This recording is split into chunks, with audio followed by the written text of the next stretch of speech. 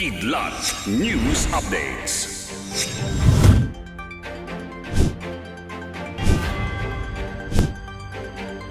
Ako po si Cesar Soriano, kasama ang buong puwersa ng Kidlat News Channel para ihatid ang mga nangungunang balita sa buong kapuluan.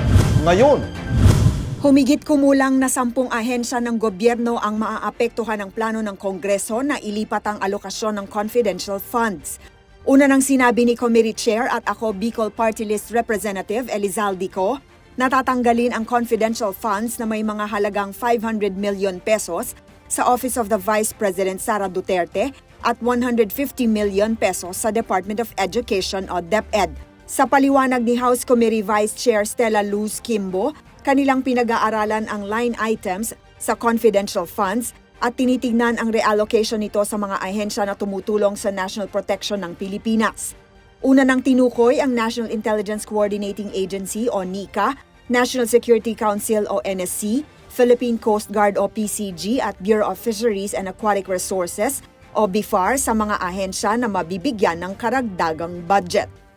Ang tanong ng Kidlat News Weekend, saang ahensya ng gobyerno ninyo nais na ilipat ang alokasyon ng confidential funds? DTI siguro. Mas maganda kung babaan nila yung presyo ng bilihin. Mas maganda.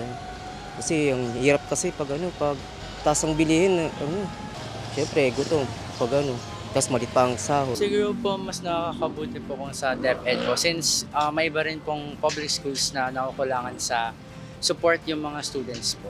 Sa agriculture. Para lahat ng kailangan ng mga nandyan na. Yung katulad sa bigas natin ngayon, mahal. Isinusulong ni Senate Energy Committee Chair Senator Raffy Tulfo sa Senate Finance Committee hearing noong Biyernes na ibalik ang 6 billion peso budget para sa elektrifikasyon sa Department of Energy o DOE. Ito'y matapos tanggalan ng 4 na bilyong piso ng Department of Budget and Management o DBM ang orihinal na proposal ng DOE.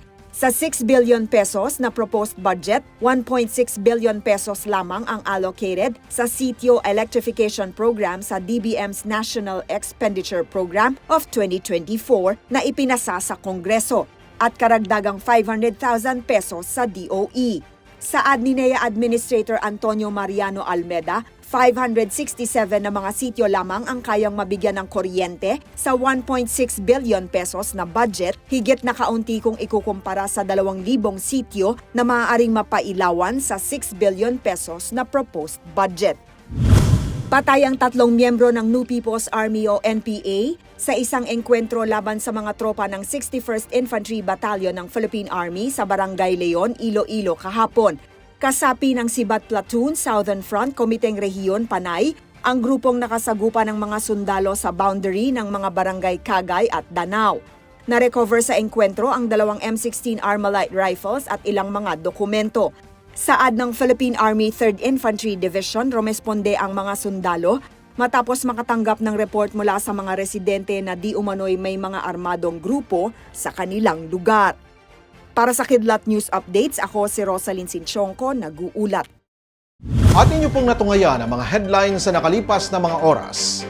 Manatiling nakatutok para sa mga susunod na updates at breaking news. Ako po si Cesar Soriano, kasama nyo sa bawat pagputok ng balita.